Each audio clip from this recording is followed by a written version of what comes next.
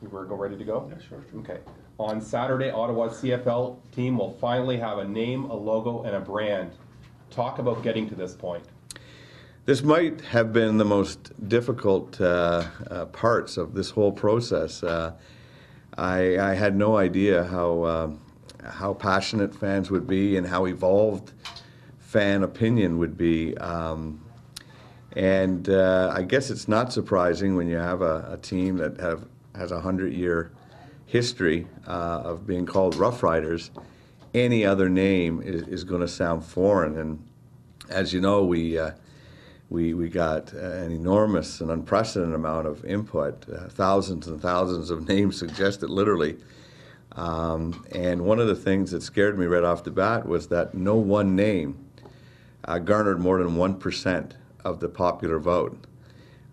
So there was no clear consensus, and people had a lot of emotion associated with it. If they thought it should be something that speaks to the past or something that's completely modern, or the feelings are strong, and so it's great to see the passion, and it'll be nice to finally have a name and begin the process of getting the community to embrace it, I hope. Because you had such a strong reaction, so many people entered names, is there the risk of people saying, well, my name was the best name, and then they chose this? There's no risk of that. That's exactly what's happening. That's I think people, and you got to remember, we were 5 years plus from the time we got an expansion franchise to the time we started construction. So what else could fans talk about in those 5 years? We didn't have a team. We got no players. Didn't have a GM till recently. The only thing that fans could talk about, whether it's over a beer or around the water cooler, was the name. And I think people came up with names and got really personally invested. So it's not just that the name we choose isn't Rough Riders. It isn't the name that Tim Baines picked either. Take me through the feelings and frustration and angst to what you're feeling now with the team finally about to gain an identity. I'm excited, and it'll be a big relief to get the name and the brand finally out in the market, have it for certain, and let people start to get used to it. And we know that we're not going to get universal admiration right off the bat, and we're going to have a process to win some people over. But we're prepared for that, and we know that that's a challenge that we face.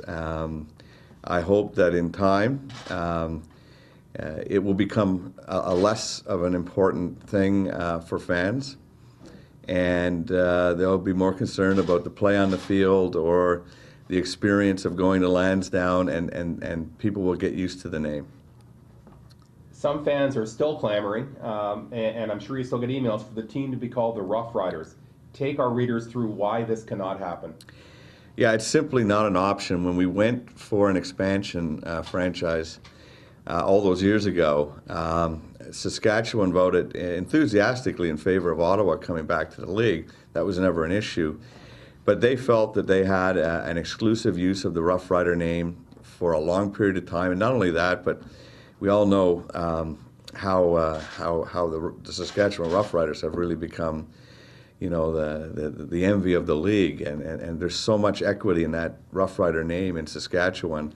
They didn't want to share it, and so they were totally in favor of Ottawa coming back, but the only condition they put on their vote was that we could not use the Rough Rider name, and we agreed at the time and maybe hoped we could talk them out of it later, but that wasn't to be, and they've stuck to their guns. And you know what, I know the league was always maligned, a 9-team league with 2 teams with the same name. I think for today's generation, sure, the older fan that remembers the glory days would love to have the Rough Rider name, but the fans that are going to, make our team successful long term or have no recollection of Rough Riders, or if they have any, it's probably not positive. And so I think a new name and a fresh start is probably not a bad thing. In a sense, it probably took some pressure off the ownership group if there were any misgivings or thoughts about naming it something different. Having that completely taken out of the picture might have been a blessing in disguise. Well, yeah, when you have the choice taken from you, it kind of makes your alternatives a little more clear. And So, we realized fairly early on into it that we were going to have to hit the field with a new, unique name that has never existed before, and that's tough. But I think we've gotten to a good place. I think we've got a name that is truly unique and distinctive to Ottawa, that speaks to our heritage, and I think the name's got a good story. When you announce the name, really there will be negativity, no matter what the name is. How do you negate the negativity?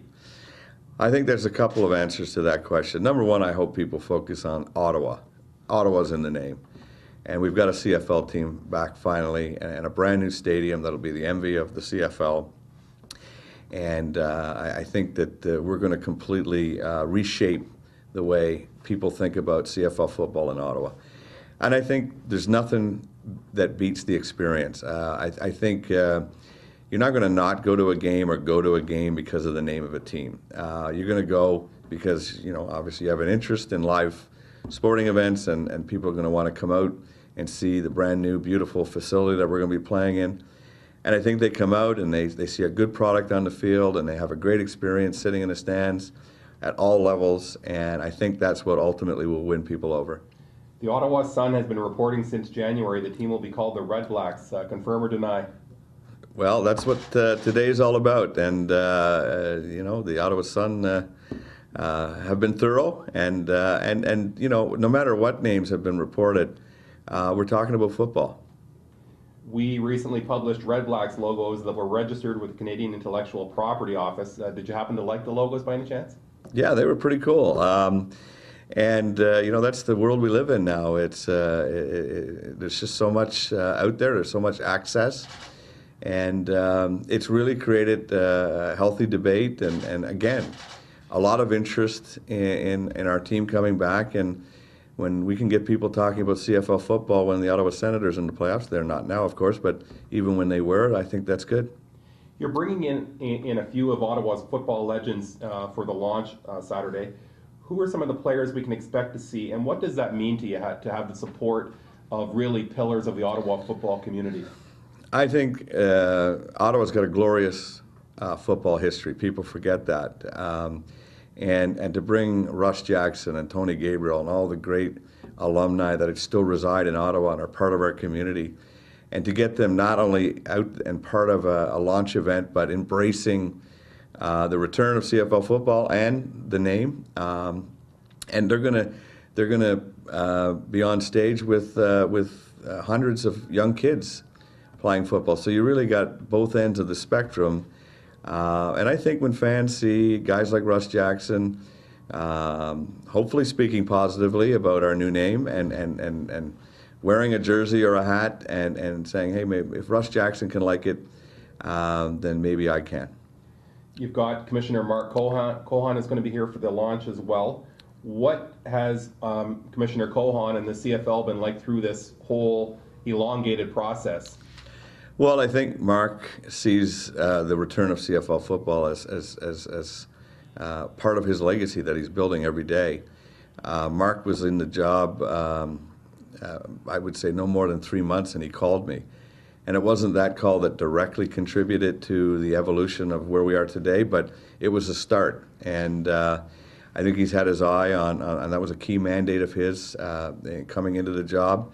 And I think he takes great personal pride in the return of CFL football to Ottawa, and so he should. He's really been the guiding force for us, and Mark, on behalf of the CFL, have been tremendous partners and tremendously patient as we've gone through this process. So I think it'll be a proud day for him and the league.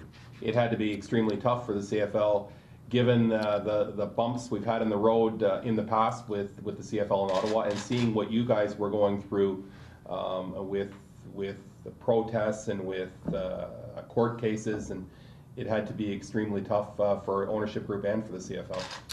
Well, I know I've said this many, many times in the process. I can never see this ever happening, and I can't see it not happening. And we rode that sort of roller coaster of emotion for a long time, and there were bleak days and there were days for celebration and everything in between. And And again, the CFL rode that wave with us, and I'm glad we persevered, and I'm thrilled with the outcome. Does the ownership group try to bury some of the painful memories, or do you embrace the whole past, or the past as a whole? With respect to the team on the field, Yes. yeah, I mean, you know, we got 100 years of history, the good, the bad, and the ugly. And I mean, everybody knows the team left, and we can't hide from that. And those were the low moments, and I lived through them as a fan, and I felt like the city's self-esteem and pride took a hit when the team left, and it was just not quite as much fun to live in Ottawa when CFL football left, and everybody remembers that, but they also remember all the great nights and all the great memories and the successes, and I think we need to celebrate our past, warts and all. What went wrong, and how will you change things? Why will fans buy into this version of the CFL in Ottawa when the team has died a couple of times, at least partially because of fan apathy? Yeah, I get that question a lot, and people ask me what's going to be different. My answer is everything's going to be different, literally. I mean, a huge component of that is going to be the stadium. And everybody remembers I didn't miss a game, and I remember the bench seating and the inadequate washrooms and lineups for everything, and the not-so-cold beer and the not-so-hot hot dog, and the not-so-great sound system and the non-existent video board. I mean, it goes on and on and on. It was not a pleasant experience. In fact, I think that's a credit to Ottawa's resolve as football fans, that despite losing teams on the field and a terrible experience, you still saw 20,000 people a game coming out. I mean, football fans in Ottawa are a hardy group, and but to have the success that you need today in sports, you need to have, everything needs to be world class. Every element of a fan experience has to be great. And again, we have a high standard with Scotiabank and what the Senators have done, and that's what people expect when they come to a sporting event. And Lansdowne was a long ways off. I really hope too, naturally, that we're going to see a very different type of team. That's not to say we're going to come out in the first year and win the Grey Cup, but I think we're going to see a team that competes every game and develops. And those are the only two things I can ask of Marcel and his team. And I think fans will be reasonably patient if they see those two things occur. I'm guessing we won't see any Mardi Gras or any beads. No, we've taken that out of our playbook. Mardi Gras night, you can be sure, will not exist. But and you hit on a good point, though. And I think it speaks to some of the past and what was done. You know, Ottawa, you know, we need to be relevant to all aspects of the demographic, but in particular, we need to get moms and kids out to football games, and it has to be an experience that a family would go to and not feel uncomfortable. On the contrary, if I do my job right, mom and dad will bring their two kids, and the two kids will be bugging to go to the next game. And that's the type of atmosphere we're trying to create. That's not to say that a group of guys can't have their fun too, and in their own way. But we have to be relevant to everybody. The Quebec market, the French-speaking market, is important to you, and maybe something that's been pushed aside and ignored in the past. What is the team doing to really address that and bring in some of the French-speaking people? Well, I think it starts today with a francophone name. And I think that's the first symbolic gesture I think that fans, francophone fans, will look for. I think we need to be part of that community. I don't think we could just run ads in Lodois and expect that that's going to win the hearts and minds of people in Gatineau or even francophone Ontarians. I think we need to be out in the schools. We need to be out in the community.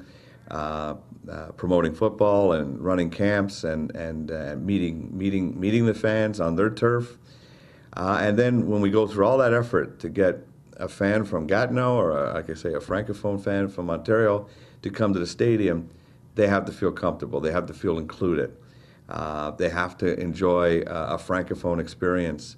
I don't want people to feel like they're coming from Gatineau to go watch an Ottawa team play. I want people from Gatineau to feel like they're going to go watch their team play. What do you were a regular at CFL games in Ottawa. What are any vivid CFL memories, things that stand out in your mind of games that you've seen?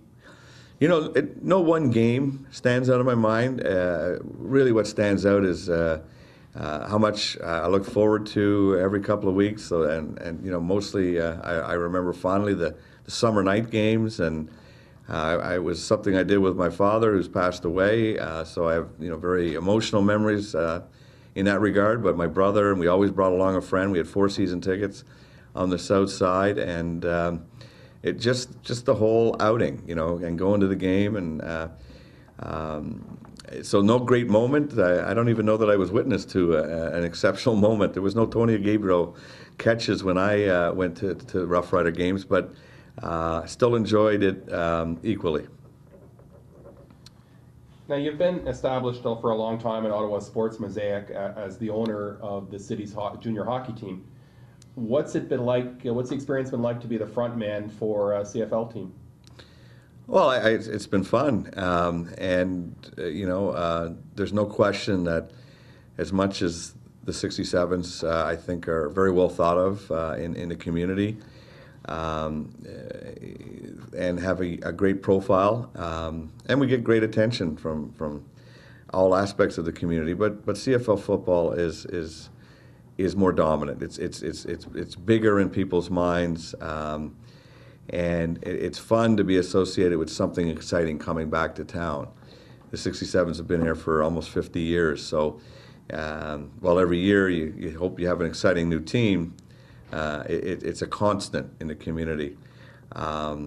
What I have the pleasure of interacting with fans every day and talking with excitement and enthusiasm about not just the team coming back, but about the new Lansdowne and what that whole experience is going to be, not just in the stadium, but all around. I think people will come earlier and stay longer. Give us an update. Speaking of Lansdowne, give us an update on the construction. I'm sure you've had people giving you regular updates, and I'm sure you've had occasion to drive past. Well, my partners don't like me talking much about construction because I don't know anything about it, but from what I'm told, we're on pace, and that you know, we're going to be good to go for 2014. And every day I hear that, then that's a good day.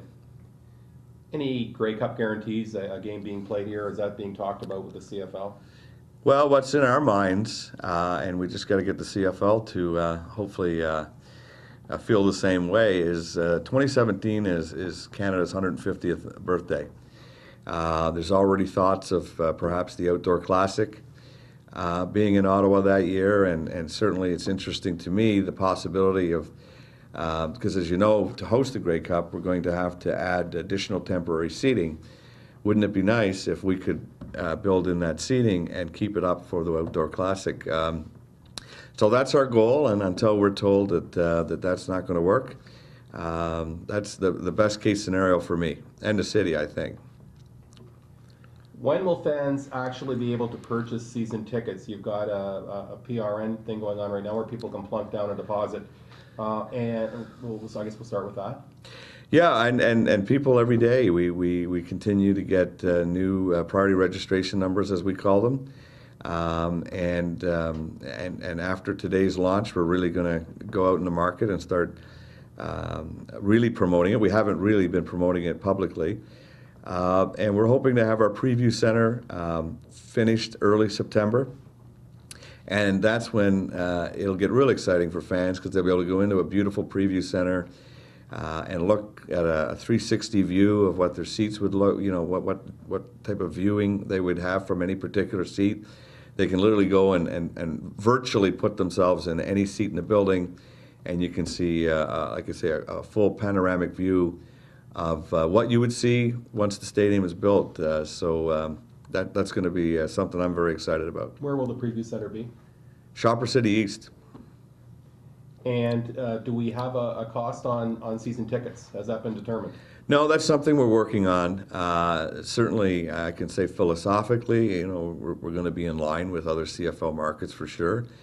And it's particularly important to all my partners and I that that CFL football be accessible for all walks of life in Ottawa, and especially families where we tend to where we intend to make a special focus.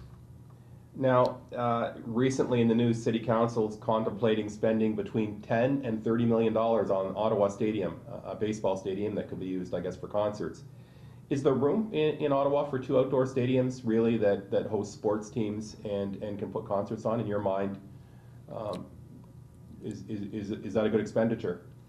Well, I think if you can get a baseball tenant that can be here for the long term and can have success, then yeah, I mean, there's lots of cities that have, football stadiums, soccer stadiums, and baseball stadiums, because you really can't marry the two, or at least it's very difficult. Rogers Centre, they do it, but it's not ideal. And I think if the community wants to have baseball, which would be great to see a successful baseball team here, then I guess it works. I'm sure over this whole process there have been moments that have really seemed surreal, and yet I'm thinking the launch will be one of those real moments where give me some of those moments over the whole process from getting the team up to now, where you've had time to sit back and say, wow, this is really happening. Well, it's interesting because every time we had a success along the way, you woke up the next day with this realization of everything you got to do now, and so you don't get too many of those moments to just smell the roses. But I think today will be one of those moments where you've got fans. This is what it's all about, and this is what's going to make or break us is the people coming to the launch event and really a chance to interact with real fans that are really passionate and really enthusiastic, because you get that feeling of, this is what it's all about. And again, to bring in the alumni and see their excitement and see the interaction with fans and the young kids that'll be there, that's what this is all about. It's always been what it's about. And I think that'll be one of those moments where hopefully I will smell the roses and say, yeah, this is good. The Red Blacks, or whatever you've chosen to name the team, as we've said, the Ottawa Sun's been reporting for months and months, the Red Blacks, but the actual apparel, shirts, people are going to want to rush out there, they're going to want to buy shirts and logoed hoodies, whatever. When are these going to go on sale? Well, we're going to have it available at the launch event to start with, and then if not right away, very soon, it'll be available online, and we through our website, and hopefully not too far into the distant future, we'll see it in local stores. I guess it's we've got CFL training camps underway. We're a month or so away from the beginning of the CFL season. This time next year, it's going to be it's got to be really exciting. Thinking ahead, this time next year, we're finally there. Yeah, and I think it's going to be really exciting to watch games and look at teams and start to figure out, what players might be available to us. Even Ricky Ray, who recently got an extension in Hamilton. So, immediately, Toronto, sorry. You start to think, okay, who are they going to free up? What does that mean to us? So things that are happening in the CFL now are going to really form what will happen to us a year or come the end of the season at the expansion draft. So again, it's one of those moments where it is real. That's I think we've run the gamut with questions. That's it, and we just look forward to seeing a logo and a name and a brand, and we will no longer be Ottawa's CFL team. We'll actually have a name. Finally, can't wait.